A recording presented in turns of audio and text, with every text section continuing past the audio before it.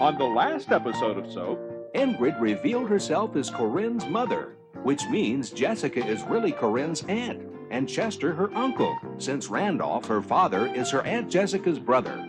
Ingrid has sworn to destroy the Tates. Meanwhile, at the Campbells, Danny no longer has to run around in disguise, since Elaine Lefkowitz has spoken to her father in Danny's behalf. Burt, on the other hand, has become totally consumed with finding his son Peter's murderer, and is acting more and more peculiar. Having found a hair in Peter's bathtub, Burt spends a lot of time yanking hairs from people's heads trying to match it. confused? You won't be after this episode of Soap. This is the story of two sisters, Jessica Tate and Mary Campbell. These are the Tates, and these are the Campbells. And this is Soap.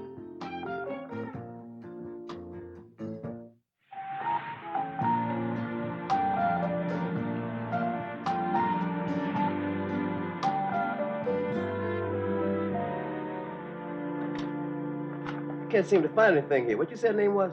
Corinne Tate. Corinne Tate.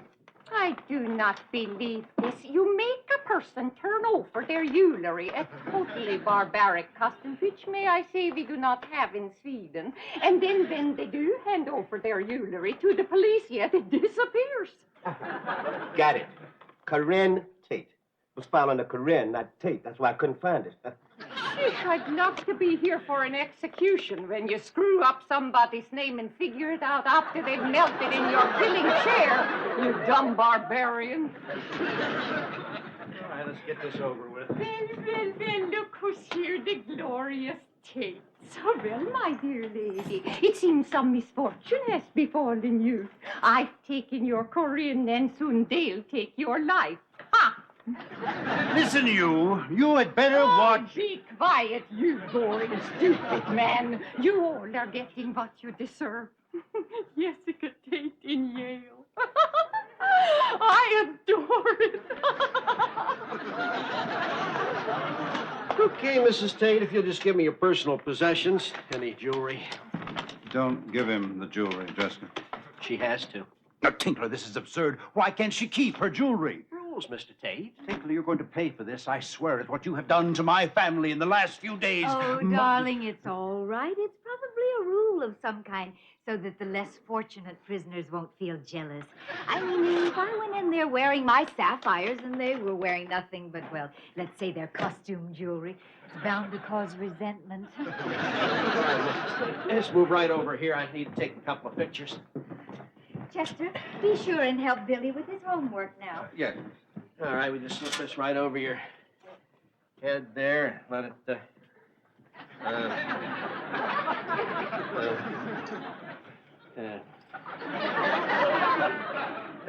could you just, that's lovely.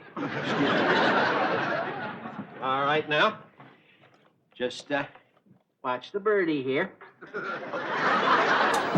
Right now, if you'll just turn to the right, all the way to the right. Sheriff, I know my face, and believe me, you do not want a profile. Jessica, it's a rule. They have to take a profile shot. Yeah, that's right, Mrs. Tate. We always do it that way. You've seen those pictures hanging in the post office? If my face is going to hang in a public place like the post office, well, I'm afraid you're going to have to use Ben Evans, our family photographer. He is wonderful. I mean, that man can make anybody look marvelous. You know, last year he took a picture of Chester, and I'm telling you, if Cary Grant ever saw that, he would never make another movie. Was rather good. Mr. Tate. Darling, just let the man take the picture his way, please. Here we go now. All right, got it. Excuse me. Let's go now. No. Oh, now, come on. None of that. Tinkler, could we have a moment alone, please? Well, no, I don't know. Oh, Tinkler. Look, it's against policy. Tinkler, for God's sake, she's not Ma Barker. Okay, but just 1 minute. Chester, I'm scared. You'll be out by morning, Jess. I've never been in jail before. Actually, I've never spent the night alone. I know, darling. I didn't do it, Chester. You know that I didn't do it. Of course not, Jess. Of course not. Don't worry about a thing. We'll get the very best lawyer. But, Chester, what about that movie? What movie, Jess? You know, that cowboy movie, The Oxblood Incident. Oxbow. Right. And they hung Henry Fonda, I think it was, or was that Kirk Douglas? But anyway, I mean, just as his neck snapped, well, the deputy came running up and said, whoops, that's the wrong man. But I mean, of course, it was too late by then because there was poor old Henry Fonda all bug-eyed with his tongue hanging out. Innocent, but dead. Jess, it was just a movie. But, Chester, where do you think they get those movie stories from? They get them from real life. Jessica, you won't hang. Well, if I do, and they do make a movie of it, Chester, promise me that you will try to retain some control, because I have a feeling, I just have this awful feeling. They're thinking about having Shelley Winters play me. See, I was thinking of someone like Catherine Deneuve. She's attractive enough. Or it could make a wonderful musical. You see, Barbara Streisand could play me, and Robert Redford could play Chester.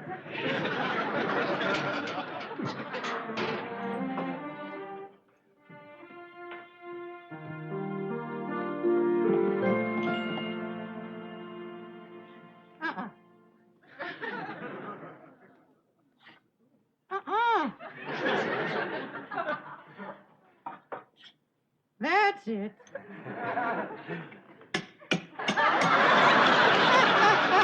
You sucker. Hey, Mom, is Burt coming out of the basement? No, Mom, he needs help. he doesn't need help. Oh, come on, Ma. He's been acting really strange. He sleeps down there in the basement. Ma, yesterday he goes out and buys 200 Bunsen burners. He needed them for an experiment. 200? They were on sale. Mom, he should see a psychiatrist. Look, the man's son was murdered. That's an enormous shock. There's bound to be some reaction to it. He'll get over it. Mom, last night he told me that sometimes he thinks he's invisible. He was joking with you. Invisible. He was serious, Mom. He told me that sometimes he can walk through a room and nobody sees him. He says it helps him greatly with his detective work. And you believed him? He was joking with you. Look, this is all a reaction to grief. There is no reason in the world to worry about Burt.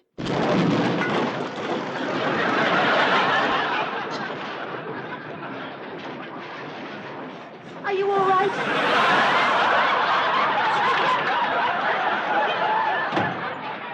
Burt, what happened? No, I think I mixed the wrong chemicals. They were supposed to foam slightly.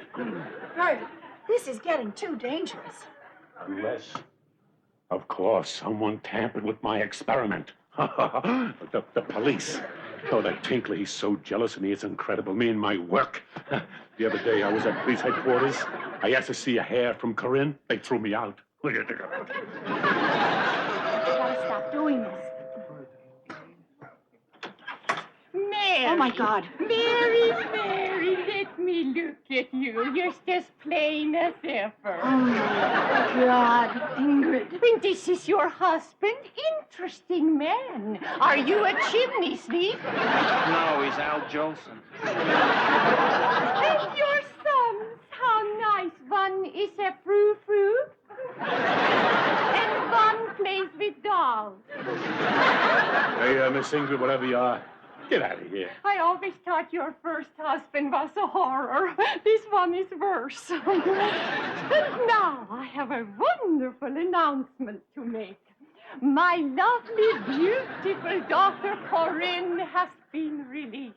I knew it. I knew she didn't do it. That was the theory I was working on. I went up to police, stole my notes, too. But even better than that, Jessica has been arrested. Isn't that lovely? What? Jessica didn't do it. She's got red hair. Not only is the man filthy, he's also an idiot. What are you doing, you stupid lout? I'm going to test this. A person comes into your house, you pull out hairs. You dirty, stupid, crazy man. I want you to leave now. I would be delighted, but I will be back. I'm not finished with this family. I won't rest until I've destroyed every last one of you. Ha! Well, obviously the police have no idea what they're doing. I gotta get back to work. That tinkler. Huh. Ow! Oh, I hope the fire's out down there. Mom. I know. He needs help.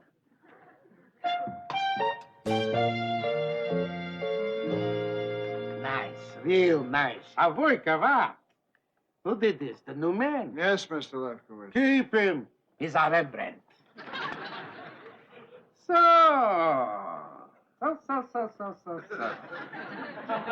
You are Danny. Yes, sir. Danny Dallas. Yes, sir. My daughter tells me I shouldn't kill you. She's grown very fond of you. So how did you two happen to meet? Well, you see, I was, well, it was, well, you see, what it was I was, He's cute, but he should never be a fundraiser. No, forget it. What difference does it make? You met, right? Right. I met my wife in our bakery. There was one rye bread. We both reached for it, and I let her have it. You have no idea how much that rye bread cost me. Hello? Hello, Sally. Right. Fine. No, kill him. Okay, have a nice weekend, Sally. So where was I? you were talking about some rye bread and how you and your wife... Did I tell that story? What a boring story. Make a note. I gotta stop telling that story. Okay, Ellen, sweetheart, be a good girl and let Daddy talk to your friend here in private. No, It's business, darling. I don't care. Okay, honey buns. What do I have to do to get you to leave? Buy me a present. What do you want? A fox coat. Okay, fox coat. Make a note. Oh, Daddy. Silver. A good one. No crummy skins.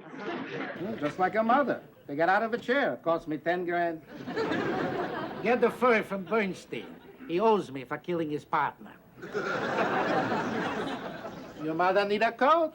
No. Oh, Danny Dallas. Yes, sir. You still owe us a favor, you know. I know. But I can't kill a man, so if you're gonna ask me to shoot somebody, you might as well gun me down right now. No killing, no killing. This is a non-violent favor. Ugh. What is that? Is that a finger? Tell Gomez I know him 20 years. He kills a man, I take his word for it. So what is it? A finger! I never saw anything so disgusting in my life. You want to see? No. The favor you want me to do. Can't tell you now.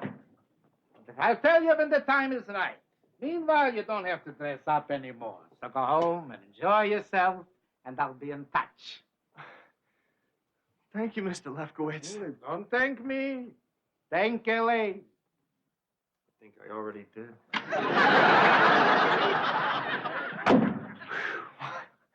I don't know how to thank you. I do. Hey, listen, I really appreciate everything, and so long. Hold it. Where are you going? Home. Wrong. Hey, now look, Elaine, Oh, fun's fun. Now, Daddy. wait. Listen, Elaine, I gotta get some rest. You haven't let me sleep in days. Forget it. You're coming with me. Upstairs. Elaine, I'm exhausted. I can't move. I can.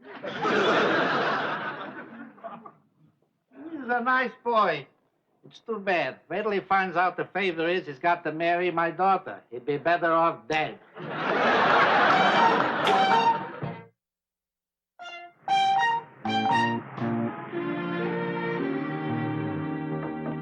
Who is it? It's me. Do you know what time it is? Where the hell have you been? What? Our one night together. You know what my schedule is like. I mean, I've been waiting for hours. Now we hardly have any time. Walter, my mother has been arrested. Oh, wonderful. We finally get a night together and your mother gets arrested. I suppose now you're not in the mood. You think this is some big thrill for me? I love running over here in the middle of the night for 3 minutes once a week. I'm sorry. Hey, you have a morning press conference. I don't see you. Your wife gives a dinner party. I don't see you. Your kid plays a sweet potato in the Thanksgiving play, and I don't see you. But my mother gets arrested, and you complain? Eunice, I'm sorry. I mean it. Come on, forgive me, huh? I'm a little upset. I got this today. Read it. I know all about you and Eunice Tate. To keep the pictures I have from the press will cost $50,000. Walter, what are you going to do? Nothing. It's a crackpot scheme to get money. I mean, what could they possibly have pictures of? You know how careful we've been? I personally checked out every hotel room. Do you think I get us rooms facing a brick wall because I like them? Oh, Eunice, I guarantee you there's absolutely no way anyone could have ever gone, oh, my God, Atlanta. What? Atlanta, remember? Atlanta? We had to stay over at the last minute. I didn't have time to check the place out. It was that little place, the Peachtree something. Oh, my God, that was the night you heard noises on the roof. I said it was birds. Birds, you said it was squirrels throwing peach pits. What are you talking about, squirrels throwing peach pits? Squirrels can't throw. Well, then that's what I said, but you said, yes, squirrels can throw peach pits. Well, it's ridiculous. I mean, nobody was there that night. Nobody saw us that night. Nobody took pictures. What am I worrying about? Walter, that was the night we played that game. What game? Walter! Oh, I can't believe we did that, you know. What? Were you dressed up as the Roman gladiator and I was the slave you just fought? Oh, my God. And then you tied me to the... I'd better pay. And that's actually what you do for a living? I mean, you're a... Okay. Oh, my goodness. See, I thought they only had them in Europe. And you do it with strangers? Kind of hard to charge a friend. And so a customer was dissatisfied and turned you in? No, it was a cop. You mean a cop was dissatisfied and turned you in? Well, let me ask you one more question. My God, this is fascinating. See, I never get to ask questions like this. Okay, Babette, you are on bail. Mrs. Tate, your lawyer's here. Oh. Benson?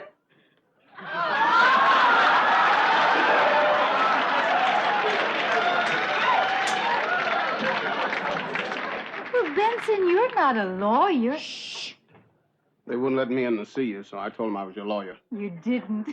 Yeah, I'm with the firm of Honeycutt, Pringle, Kaplan, and Black. I'm black.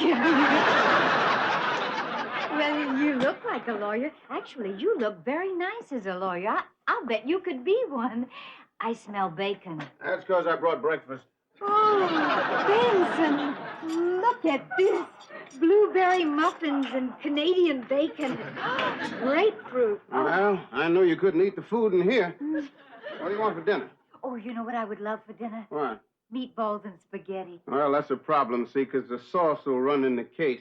Oh, right. And then you couldn't explain that. Yeah, especially to Mr. Tate. The briefcase is his. Morning, darling. Hello, dear. Benson, what are you doing here? Well, He's my lawyer, Chester. Yes, Honeycutt, Pringle, Kaplan, and Black. He's black. Well, I guess you won't be needing me. No. He's not a lawyer. He's a butler. Benson, why are you posing as a lawyer? Because I couldn't get in to see her as a butler. Carry on, counselor.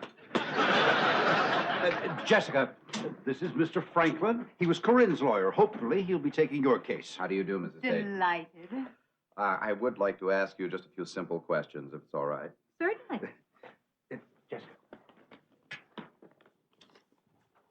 Now, naturally, the first question I must ask you is, did you kill Peter Campbell?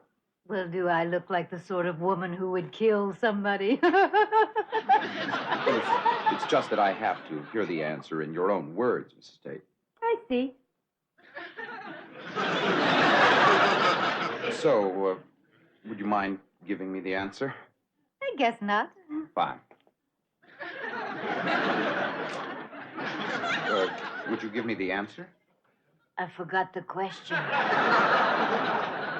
Did you kill Peter Campbell? Oh, yes. You did?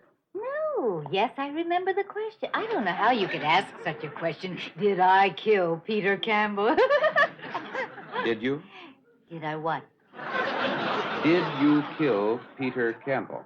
Well, of course not, silly. Sheriff Tinkler found the gun that killed Peter Campbell in your lingerie drawer. Now, do you know how it got there? I guess I put it there. So the gun is yours? Oh, yes. Yes, I gave it to her for the nights that I was out of town as a precaution. I don't like having it. Do you know, once I was searching for a particular pair of panties, and the gun went off, shot a hole through the drawer, went right out in the hall, and lodged in a portrait of my grandfather and put a hole in his head. Which some people maintained he always had. Mrs. Tate, if we could go on. Now, the knife that killed Peter Campbell was found in your jewelry box. Do you know how it got there? No, how? I don't know. I'm asking you. Did you put it there? Not that I remember. So you might have put it there. No, she didn't, I assure you. Well, now, Chester, I don't know. You remember the time I put your shoes in the dishwasher? Sometimes her mind is on something else. Yes, I see. Mrs. Tate, do you know who might have seen you sleeping in your guest room the night of the murder? No, who? Do you think anybody saw you? Well, I don't know, Mr. Franklin. I mean, who would want to see me sleeping? Fine. Thank you very much, Mrs. Tate. I think I've got all the information I need. Oh, so nice to have met you. Very nice to meet you. Would you like some breakfast before you go? Not for me. Oh, come again. Thank you. Mr. Tate, if I could speak with you for a moment.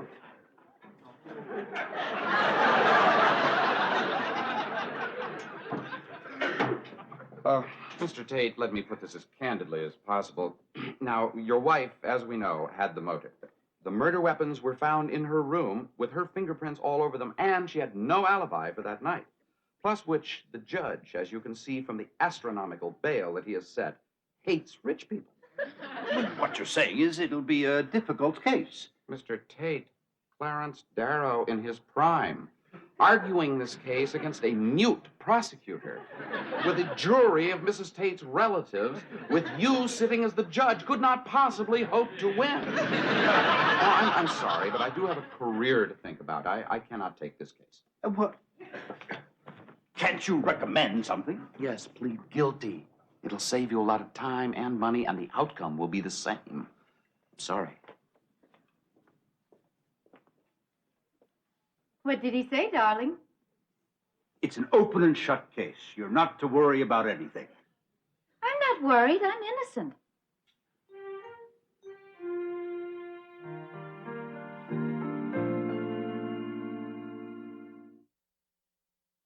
Will Ingrid really destroy all the Tates and Campbells? Or is this just some Swedish bragging? Does a blackmailer really have compromising pictures of Eunice and the congressman? Or is it merely a school chum playing a practical joke?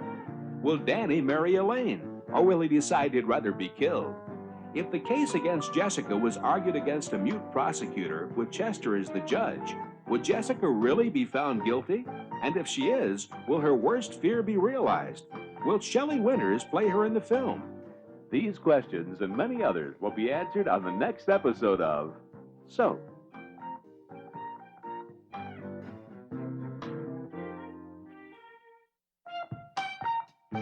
Soap is videotaped in front of a studio audience.